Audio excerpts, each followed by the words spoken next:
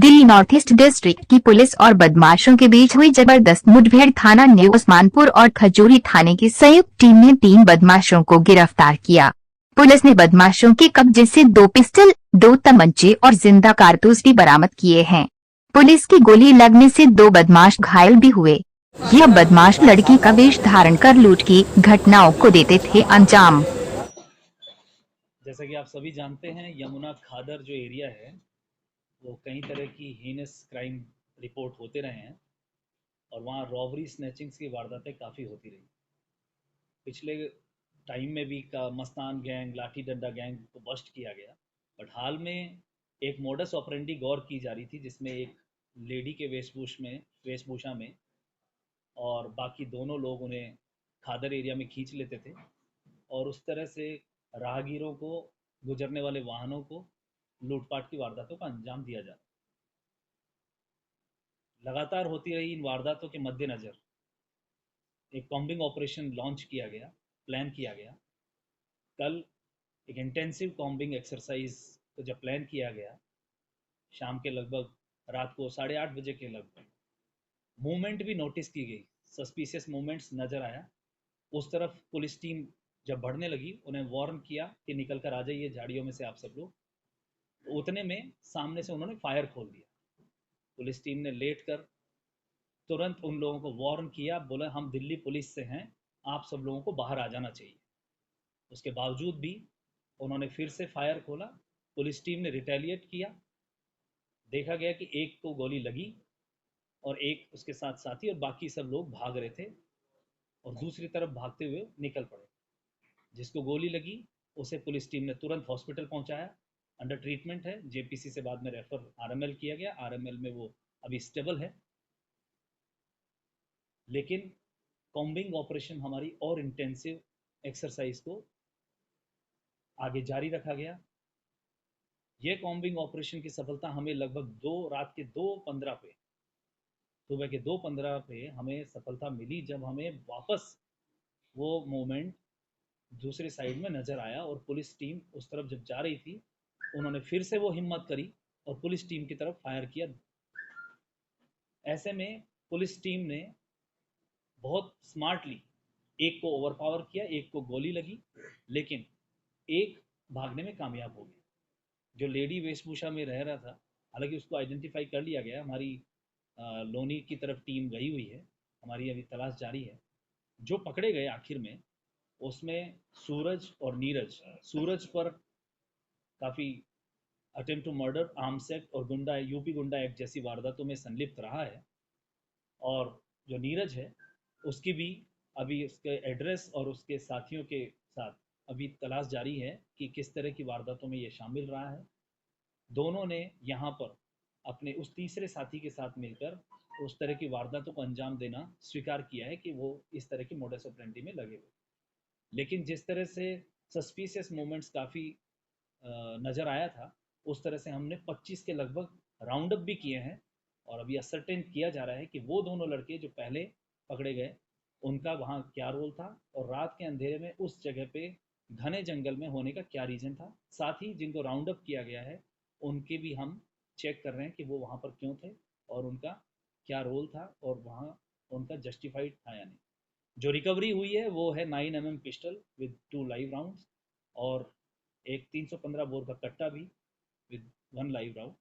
यह रिकवरी, यह modus operandi और ये कैच स्पेशल स्टाफ और Seelampur sub division police team का एक सफल ऑपरेशन है, जिसमें हम उम्मीद करते हैं कि आने वाले समय में इन वारदातों को विराम में मदद मिलेगी, जैसे कि लाठी डंडा गैंग और मस्तान गैंग के बस्ट होने के बाद मिली थी।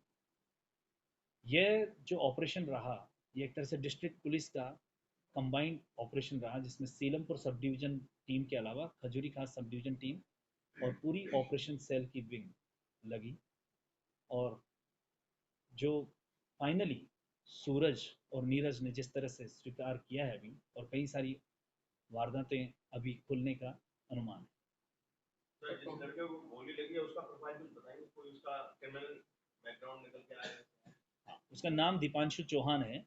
क्रिमिनल कुछ रिकॉर्ड उसका निकल कर अभी तक नहीं आया है, लेकिन वो इस बात का आंसर अभी तक दे नहीं पाए कि वो उस घने जंगल में क्यों थे और क्या कर रहे थे। वो अभी हमारी पूछताछ में निकल कर आएगा और अभी पूछताछ जारी है। सर कितना राउंड फायर हुए थे sir? Total round police side से 3 फायर हुए हैं और उस साइड से जो है उसमें अभी अभी भी हम लोग देख रहे हैं कि आज भी एफएसएल टीम लगी हुई है। कल जो निकल कर आया है उसमें हमारे 3-4 राउंड फायर जब पुलिस टीम की तरफ हुए थे और बाद में जो 2-15 वाला जो था उसमें 2 फायर। सर ये पिस्टल कहाँ से लेके आए थे, क्या इसका सही पता चल पाया? सोर्स ऑफ वेपन जैसा मैंने कहा कि जो नीरज है उसकी वहाँ पर वारदातों को और सोर्स ऑफ वेपन को इनमें हमारी टीम अभी लगी हुई है और यूपी गई हुई है। सर इस पूरे ऑपरेशन में क्या कोई पिस्टल है? फॉर्चुनेटली पुलिस पार्टी में किसी को उस तरह की चोट नहीं लगी है, लेकिन झाड़ियों में जो नॉर्मल उस तरह की चोट है गिरने से या फिर इस झाड़ियों पे जाने से, फॉर्चुनेटली पुलिस की तरफ से कोई हताहत अभी नहीं।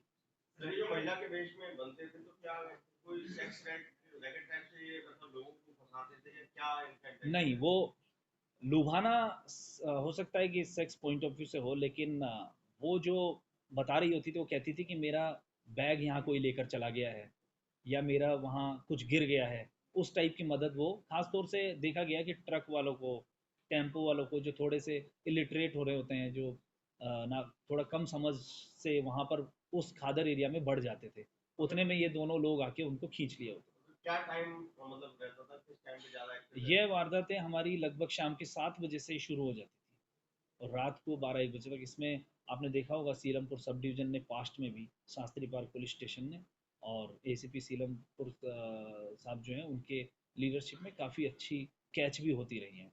बट ये सिरदर्द बनी हुई थी ये इस तरह की वारदातें, और ये जो मॉडस ऑपरेंडी हमने गौर की थी इसको क्रैक करना इसलिए ज़रूरी था क्योंकि इसमें ये महिलाओं और निर्बलों को ज़्यादा इन्होंने टारगेट किया।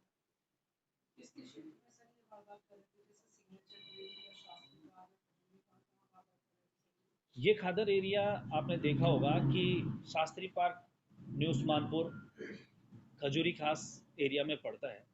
इन्हीं में शास्त्री पार्क और न्यू उस्मानपुर सबसे ज़्यादा अफेक्टेड रहे जहाँ ये वारदातें पिछले समय में शास्त्री पार्क में ये वारदातें बहुत ज़्यादा हो रही थी। अभी न्यू उस्मानपुर एरिया में काफ़ी ज़्यादा नोटिस किया गया।